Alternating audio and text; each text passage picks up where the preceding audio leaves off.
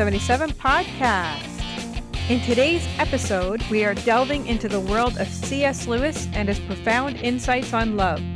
Our focus today is on Storge, the affectionate love that often goes unnoticed, yet remains a fundamental part of our lives. Storge is the love you feel for a place that feels like home, the unwavering bond with a pet, or the deep connection with family members. It's subtle, it's deep-seated, and it's incredibly powerful. So let's unfold the layers of Storge, understanding its presence in our lives and its impact on our relationships. Welcome to the Route 77 podcast. I am Natasha, your host, and I am here today with Monique. Hello. And David. Hello. Hello. And Hello, David. welcome to our first episode in our 4-part series on the 4 Loves, which is a book written by C.S. Lewis. And it talks about 4 types of love. He wanted to nuance the word love and be like, is love just one thing, or is it like shown in different ways? He breaks it down into 4 loves, which are Agape. Oh, yeah. So it starts with Storge, which is what we're talking about today, which is like affection. Then we have Eros, which is romantic love, Philia, which is friendship, and Agape, which is divine.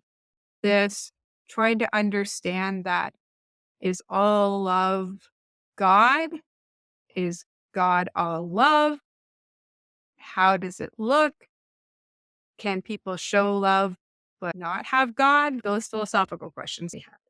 It's worth the read or the listen if you want to get an audiobook. Apparently there is the version, I took the other version, but there's a version where he's actually reading his own work. Well, that's interesting. I wasn't sure what the audio quality was going to be, so I chose the other version. It was hard to choose because it would have been cool to hear it in his own voice, but I have heard stuff before from his own voice, and the audio quality is iffy because of when it was recorded. So I just really needed it to be something I could listen to while I was driving around. How electronics has immortalized the thought that you could actually hear the voices of people from the past. It's interesting. I was listening to a podcast it's a podcast on C.S. Lewis, and they have stuff that they do on all sorts of topics related to him. And I was listening to someone on this specific book, and it was interesting because he says that Lewis considered friendship to also go into the past. The authors that he would read that were no longer alive, he would consider that like a friendship relationship rather than just a source. No, when you said that, I could actually see that. Because when I was younger and I was a voracious reader of Stephen King, he's actually a really good storyteller. I would watch him on TV or in movies because he was always in his movies. So he's got that feeling that, yeah, it's like he's my friend. Exactly. So it's just interesting to read or listen through the concepts that you don't necessarily, like we say, we love something, meanings. Didn't we do something about that like around Christmas time? What does love mean to you? And I just like that he took the time to really break down each of the ways that we show love or receive love and nuance it in a way that it was hard for them to find like a good like English word. So that's why they actually say like Storge. Well, they'll refer to it as Storge. But then affection is the closest like simile that they could come up with. It's hard sometimes because you're sometimes restricted by your language. So if your language doesn't have, one of the things that I think one of the commentators on the podcast I made was like that C.S. Lewis had made at one point was that we in the English language have it better in a sense because we have the word like and the word love, but in French they just have aimer as both. To like something and to love something is the same word. And I think even like the Greek probably it seems to have an even like more refined set of terms that you can separate into. I think in the Asian culture, they have the same. Korean and Chinese, I think, are the same. When a couple have affection, when they want to be together, they say that they I like you. They don't say, I love you, although Koreans will say, I love you. The Chinese specifically hold that I love you in a higher regard. They don't use that unless it's really out there. But for most romantic relationships, it's I like you. And that means that I like you. If I say I If don't, you said I love you in English, exactly. answer anything, Say, differentiate. yep. Because they won't say that to anyone else. They won't say, I like you the same way. no, it's because then it's, I don't like you. Yep. And then it's weird. The silly thing is that when you've got friendship, it's just, no, we're friends. So that, I guess that just goes without saying that we have this mutual thing, but you can't use the word like because then it's weird. Yeah. It's So we're okay. really bound by our language. And I think probably all cultures have that kind of, Yeah. yeah. And it's interesting because if you say, I love ice cream and I love you, or a child says, I love you, or a mother says to their child, I love you, there's just so much, it's the same thing, but it means different thing. Yeah, the nuances. And it's not that one love is greater than the other, it's just different. Yeah. It's different. Yeah. What do you think about that, David? I guess it depends on the context, which it defines the actual attributes of what you mean by love. So Or this, sorry, not what you mean by love, but what it represents to individuals. Like I saw Amber today and she crossed her arms and said, I'm mad at you. And I turned and I love you. You can be mad at me all you want. She was just teasing me. She was such a funny girl. that's actually the Storge love that we're talking about today is affection. And that's largely found in familial bonds, mother, father, child, like that's, and children between like siblings, like that's sort of like the, Cousins, aunts, yeah, like uncles, that. But yeah. grandparents. So all of those, the type of love that we're talking about, the affection, the love that you have from one to another. He talks about it in the book about how if you're in a formal occasion or you meet someone more formally, like the things that you would do in an affection way wouldn't be appropriate.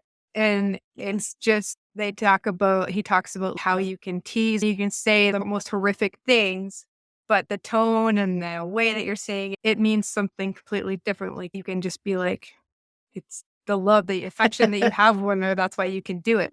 Yep. And if you actually reverted to not using that and being more formal, then that's, wait, what? When you actually start applying those formal rules Right. to that relationship, then it's, okay, wait, what just happened? Something's wrong.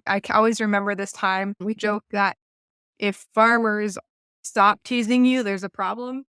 There's this one farmer, a little bit older than me, and we could rib each other. He was actually part of the board of directors of my work. One day, CEO of the company is talking with this guy, and the guy that the farmer had like his tie-dye shirt on, like really bright. And then I happened to be in the office and I saw him and I was just like, hey, nice shirt. Like I was just being joking about seeing so bright of a shirt.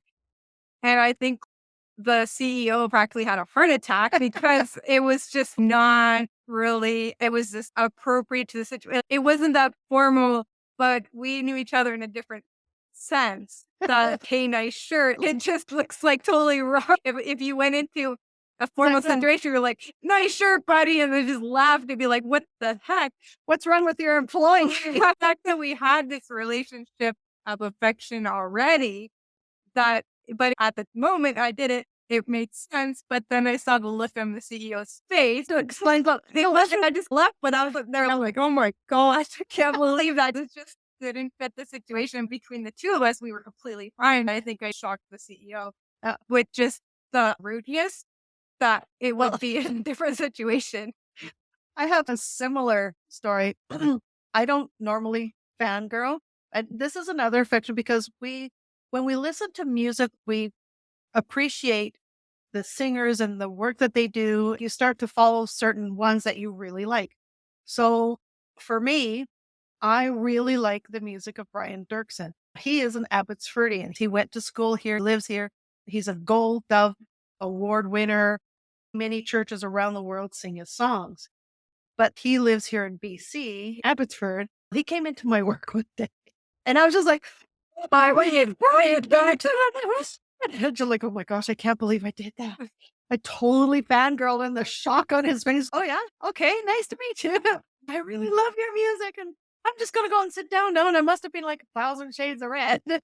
But that is a fan's affection toward toward the singers and stuff. Like, I love your music.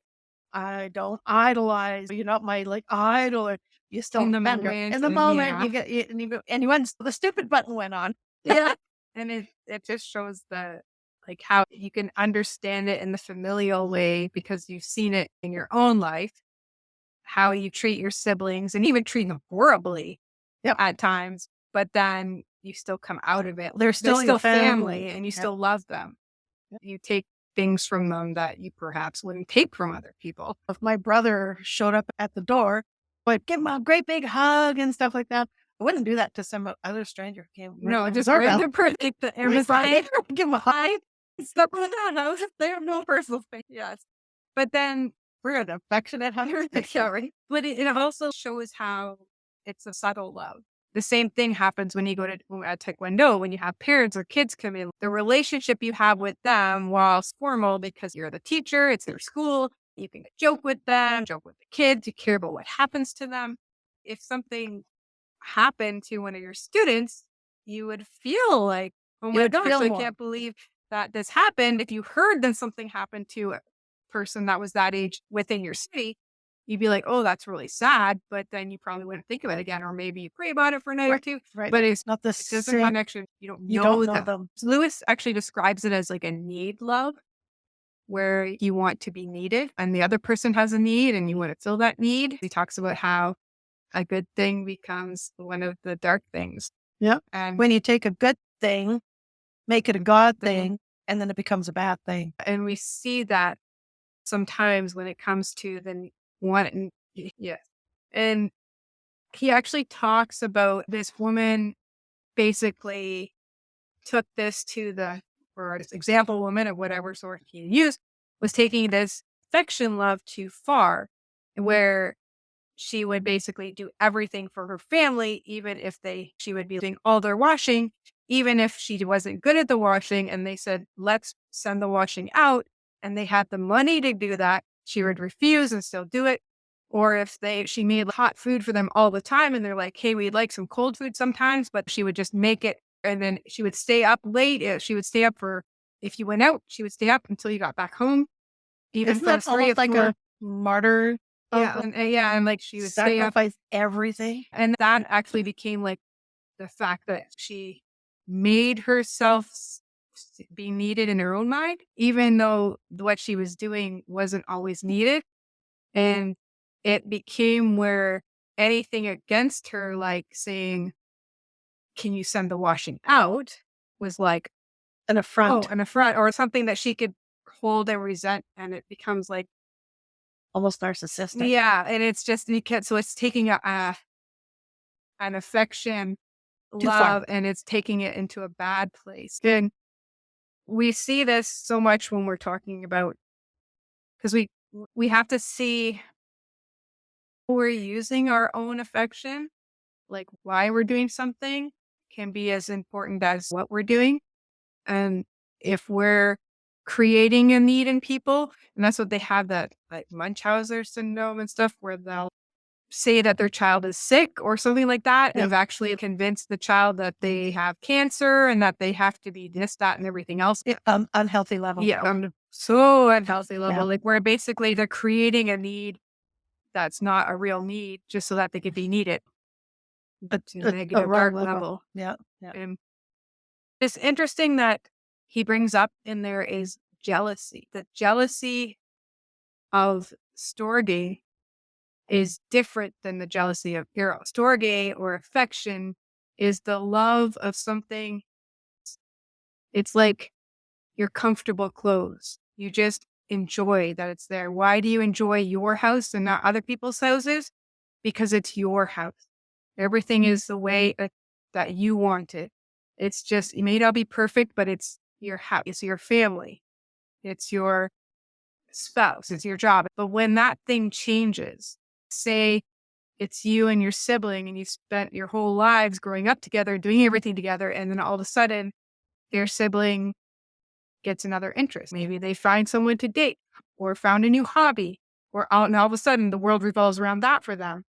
And you're no longer the center of their world anymore. Yeah, or that it's the things around you are changing and you don't have control over it.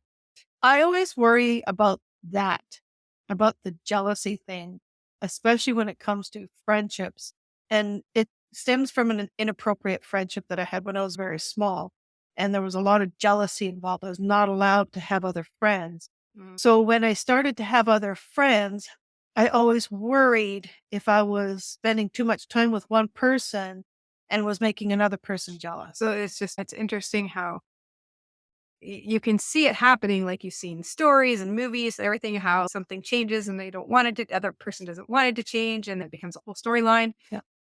And I think that would normally happen is if the object of your affection is put on a pedestal, because people fail and people fall. And if you put the person, like you see that especially in school situations where you've got the popular kid, and the popular kid always has that circle of people that follow them around. And if that person's affection for one of them switches to somebody else, then rivalry happens, jealousy happens, and then there's dissent. But I always remember when my brother and sister-in-law were dating, and her little brother was like 10 or 11, 12, somewhere in there, but he didn't like it. And every time he would sit in between them. He didn't like that the status quo of the family was changing. He didn't quite understand what was changing or why. And so it wasn't so much as he didn't like my brother. It was just that the dynamics were changing, that his home was changing. And I think we can definitely feel that, because like how many times in our life did we wish that things would just go back the way they used to be? Yes. If I could go back in time and change because of what I know now. Yeah. But even you're just like, oh, I wish that this would just be the same. And even if things become okay, like you actually see things as like positive, and but in the moments you're like, oh, I wish that things would just stay the way they were. Yeah. With the advancement of technology, there's a lot of people that are getting left behind because they just can't keep up with it. Mm-hmm. So I hear that with those it was so much better back then, before we had all this electronics. What's interesting, it was better back then before we had the TV, we just had the radio. We would just sit around as the Israelites said it. Back then, when we were in Egypt, it was so much better than here in the wilderness. Yeah. We even had meat. Just read the Old Testament. You'll see this.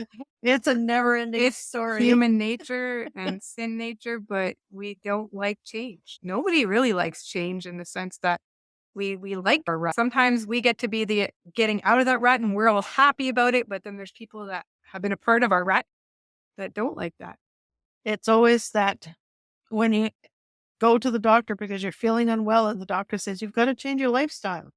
I'm quite happy in my lifestyle. Why do I have to change it? Well, because if you don't change it, you're going to die. Or like even when Master Choi left. Yeah. There's that. I don't want it to change. How many parents took their kids out because they wanted what Master Choi had? Master Choi was a good teacher. He taught differently. But I'm actually finding I'm enjoying Taekwondo again because I'm learning differently and I'm learning more. And no, you guys don't, come back. These guys are fun. Yeah. And we're doing different things because now we're not just this one little school. All these ones. But see, there'll be these people who go, why did you go off with that and not stand with me and say, no, this was better than? I'm just saying that's what the idea of this jealousy is. If you loved me, you would agree with me. Like the siblings. If you love me, you would be on my side, not their side. If you love me, then you would be this to me. And so Daniel and I have this ongoing argument because he keeps saying that he's the favorite. I'm the favorite. And since I have the last word, because he can't comment, Mom says she does not have any favorites, although all of us kids would disagree with that. Because like my brother says, I was never the favorite. You're the one that Mom spends the most time with. What do you think, David? Are you the favorite, David? It's hard to determine that. I was diagnosed with autism and I was blind, so my parents probably gave me more attention, which can be perceived as being the favorite. But I Has but if you Parker have accused you? siblings Has Parker but accused if you you of have being the favorite? siblings, I'm gonna say I'm not the favorite. I'm gonna say Parker's the favorite, but Parker doesn't feel that way. It's just a big roundabout circle of us Yeah. fighting. Who's the favorite child? We all do that. We were just reading through Joseph, and Yeah. we've seen this happening. Yeah. Joseph was the favorite. Yeah. Yeah. Benjamin. If you look at the story of Joseph and his brothers, they had that stored love, the affection, because if they didn't, they wouldn't care. Right. They wouldn't care what their father Thought or Joseph, or they wouldn't care what Joseph said about his dreams, but they did, even because if they didn't want to. Yep. And it also because In what sense, though? Because I would find him throwing him in counterintuitive to what you're but they originally wanted to kill him. Yeah. But I'm just saying, if they But they didn't have that familial connection. kind of expected that, though. Expected for him to die. Yeah. But what I mean is, if they didn't have that initial affection within the family, they would really not have cared. No. If No matter if what a he said, it random wouldn't matter. person said something mean to you or whatever, you could be like, whatever. But if your sibling says it to you, there's a different, Yeah. it comes with a different flavor. Yeah. If some random person came up to me and said, I had this dream that said that you were going to bow down to me. Be The like, nearest hospital is just down be the like, road. yeah, okay, whatever. Talk to you later. So Joseph's brothers could have done the same thing. They cared about what he said. It mattered to them because he was their brother. And how dare you say you're so that jealousy came But in. yeah, so they're like that affection went to the dark side of the dark gods is I what am your father. I always think of it as like this. I don't know. As I'm listening to it, I think of it as this underlying heartbeat of your life where you don't really acknowledge it's there, Right. but you would feel it if it wasn't. When I was living alone, from living alone to living in community with you, I noticed a huge difference in how I feel. When I was living alone, I didn't care about how I felt. I was just going to work, come home, watch TV, go to bed, get up, go to work, go home, go to church, Rinse, repeat. rinse, repeat. But now I find more like that one day when you had meetings and it was going really late. Usually by 9 o'clock, you're coming home. But it was like 9:30 going on to 10 and I'm going, you're still out, right? Yeah, right. We have that where there's some that not that you're accountable to me, not that No. you have to tell me what you're doing, but you know that there is somebody there who cares what happens to you. Mhm. And that's a different kind of, it's like, Even if you think about people who have been estranged from family members, Yep. and then that family member passes away. Yes. Like they may not feel heartbroken or bereaved or whatever, but there's a sense of loss. There's a sense of something not quite right. and a sense of regret for, Yeah, that it even was that way. Even if you had no control over it and they were horrible people, like there's this, because they were a part of your life, whether they were literally at that moment or not, they were family. Yep.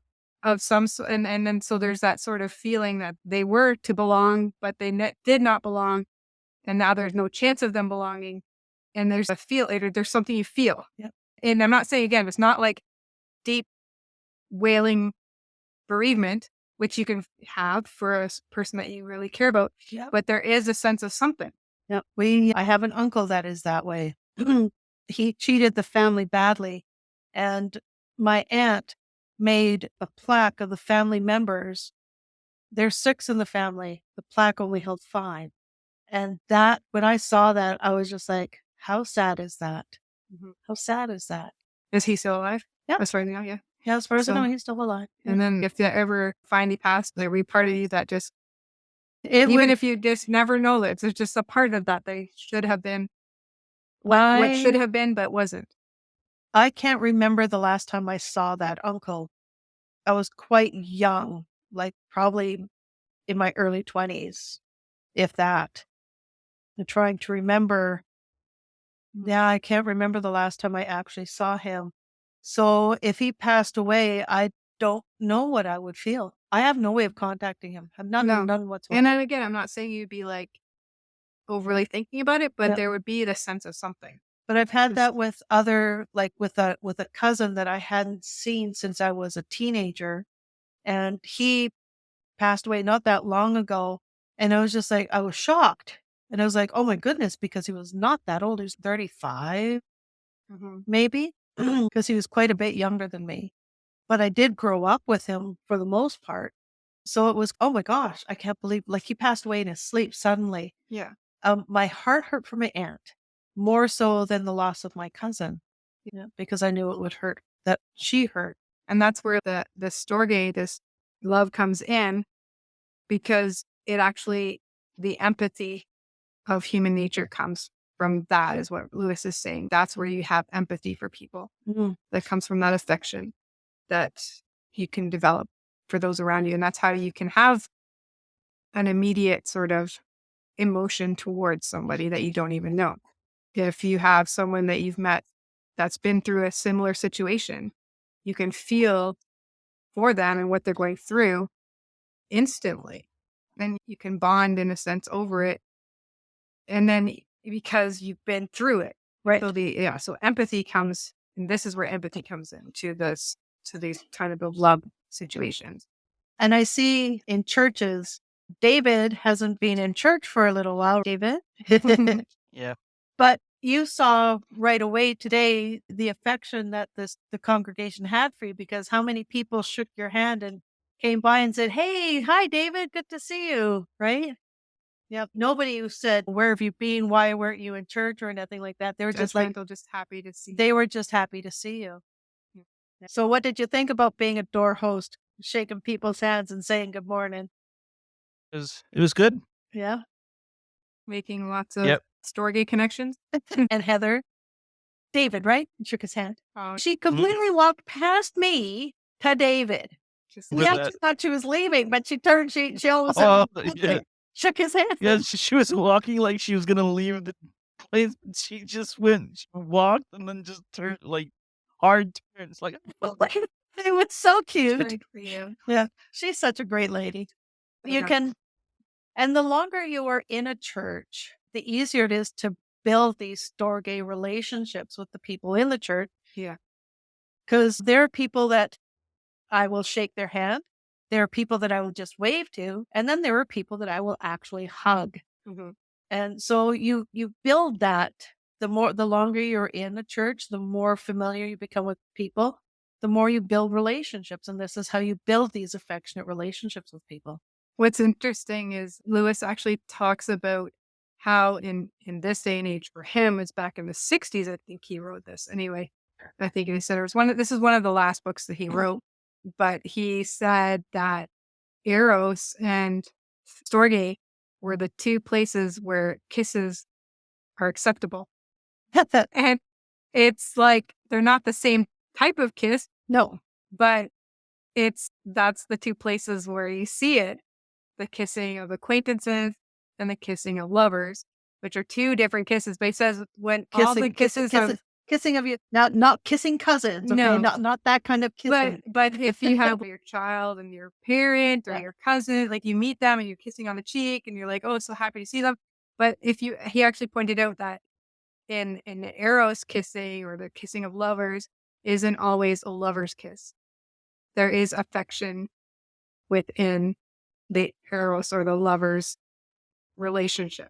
Yeah. And actually, a lot of what is Eros love slowly deepens into more of an affection after the emotion of the Eros, like the first emotions simmer down, then it develops into something different, which is more of like the Storge love, which is the affection that you have.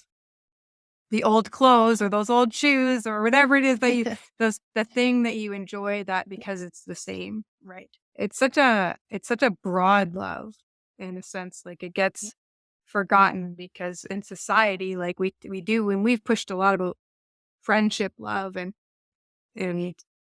Christ's love and all those, which is completely legitimate. But I think we forget that there is this just love. And I think Jesus had that Storge love for his Oh, yes. disciples Yes. and for the other people. Of everyone that he met. Yeah. Like he had care and empathy for every single person that he ever met. And so it's just to see him, every person he met, everyone that came to him for help, that came with a faithful heart, he met them where they were at. He felt their pain. He did all those things, and he gave us the example to follow when dealing with those around us. And I think we forget sometimes that we're called to love those around us. And I think this is the type of love that we can show to those that we don't know, to the Who stranger. was that Pharisee that was in the tree? Was that Nicodemus? Zacchaeus. Zacchaeus? Even with him, when he saw him up in the tree and his laughter and teasing at him, Yeah. and today I will sup at your house. That is that Yeah. affection. That for him, he tickled him. It was just and you can see it happening, right? Yeah. Or even the woman that touched his robe and was healed, and he's just, today your faith has healed you. And just that he could feel that, not just the power coming from him, but that this. The prostitute who cried on his feet and dried her tears with her hair. The respect and the love he felt for her was something just amazing. Yeah. And how he, dealt with the woman caught in adultery, and The woman at the well. And all these things. He met people where they were. He knew what their heart struggles were. He didn't say, keep doing what you're doing. He goes, go and sin no more, but he met them where they were. Yeah. And I think that's the Storge love here, is that we should have the affection for those around us, like all the people that we come into contact with, and to realize that these are all like made in the image of God, and that we need to meet them where they are. Yeah. Yeah, we tell them to go and sin no more, but I think there was a faith that was developing when he would tell them these things. Yeah. And Jesus was different from us in that respect, is that when he met somebody, they connected immediately. Could respond to him. We don't get it's hard for me to go up to some random stranger and say, Go sin no no more. more. And that's just like, I can just imagine what they would say to me, and it's not pretty. But what other pastors have told me is that when you meet somebody who is a non-Christian and you want to, and you've developed that friendship, and that this is how you get into those kind of But you conversations. treat them like people. Yes. You treat them like they have a story. You treat them that they have a history. They treat them like they are a person you have empathy with. And then and it helps. Probably easier. You can develop into a friendship, and it might not. But you still see them as people. Right. That's why a lot of people who work with people on the streets, they'll say these are real people with real histories and real stories and real afflictions. And Laura, when she talks to us about working in the in the extreme weather shelter, and the way it shines out of her when she talks about these people, and I'm just like, only God can give you that kind of love for a stranger that you've never met before, that it glows out of you. I think she's just a wonderful lady for what she's doing with that. I've thought about it. I'd work too much. There's a call for things. And I think we're called to do what we're doing in the ways that we're doing it. Yeah. And we can take comfort and we can take encouragement from those who are called in the different situations. Not everybody's called to where we are, and not that we're all different parts of the body. Christ. If we were all the same. Yeah. And that's the thing. And that's why he even talks about, and Lewis talks about, if all people's houses were the same as your house, then what would make your house so special? And the idea of this is actually is celebrating and thriving in the differences. Yeah. So it's just really interesting because, so it's just another nuance of it. And it's a wonderful love. And it's one, like I said, it's such a subtle one. You don't even realize it's there until you look for it.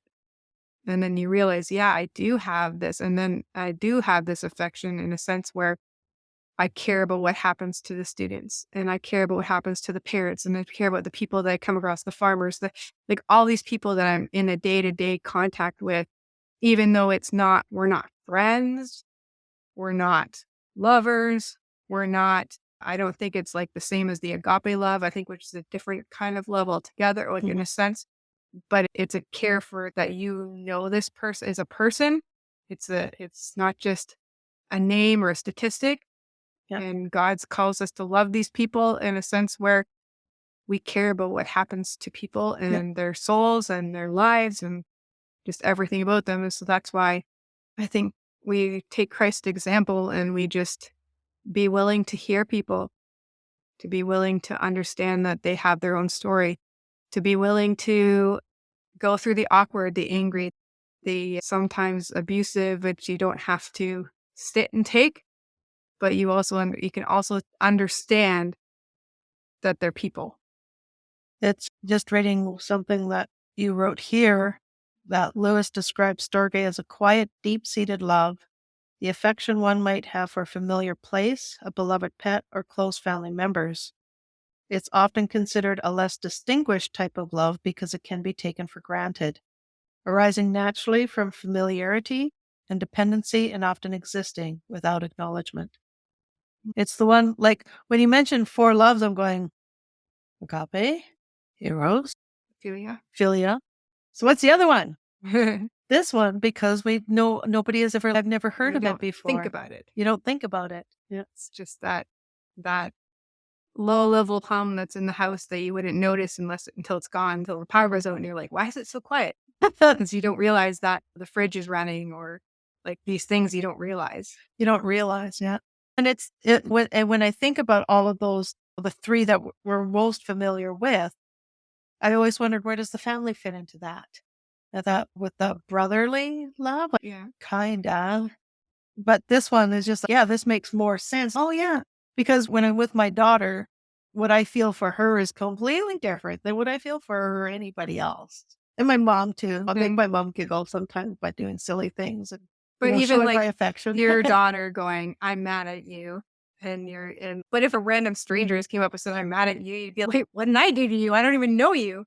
You just take it differently. I take it differently. Yeah. You can say those things and giggle about it and then. Yeah. And make her giggle about it. And and I want to go into the office to the CEO and be like, I'm mad at you, and then walk out. It's like, what? This person's officially lost their mind.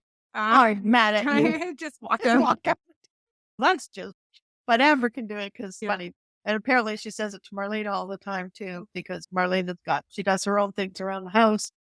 And then she comes back in and I'm mad at you. Why? Because I wasn't here talking to you 24/7. Yes. Sorry.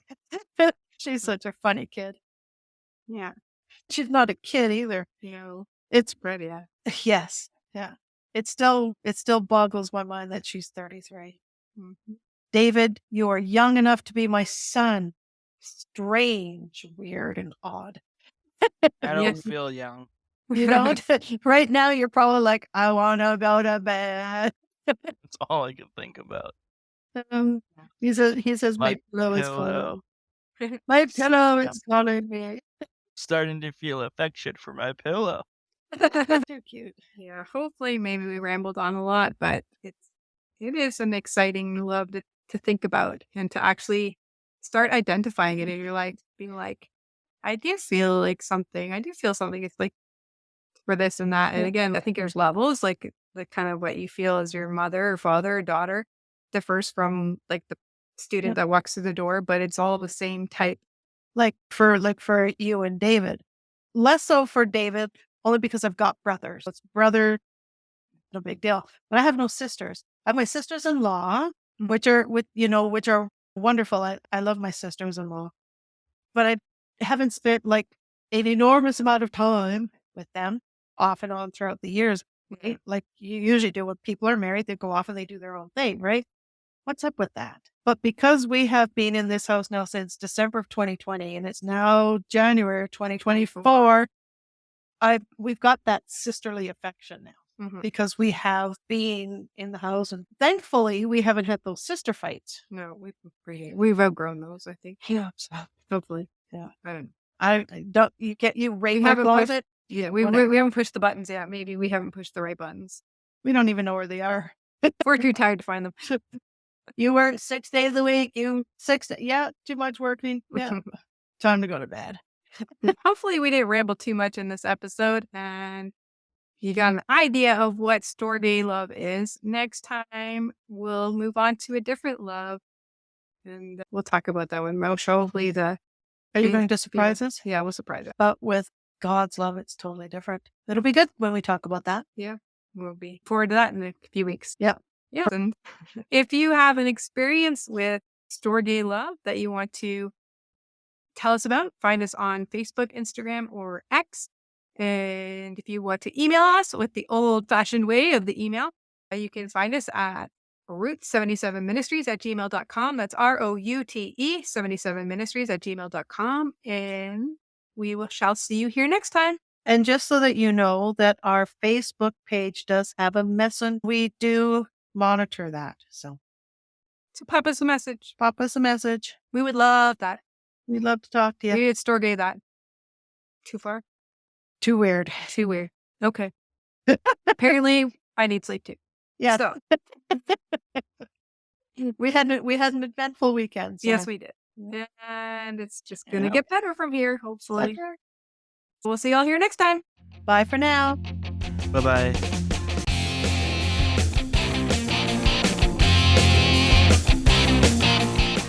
And that brings us to the end of our journey through the affectionate landscapes of Storge.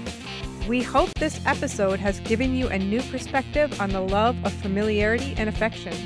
Storge might be less distinct, but its absence is profoundly felt in our lives. As we've discovered, it's a love that's essential, not just within our families and close circles, but in how we relate to the world. We invite you to reflect on Storge in your own life and share your stories with us. How do you experience this affectionate love?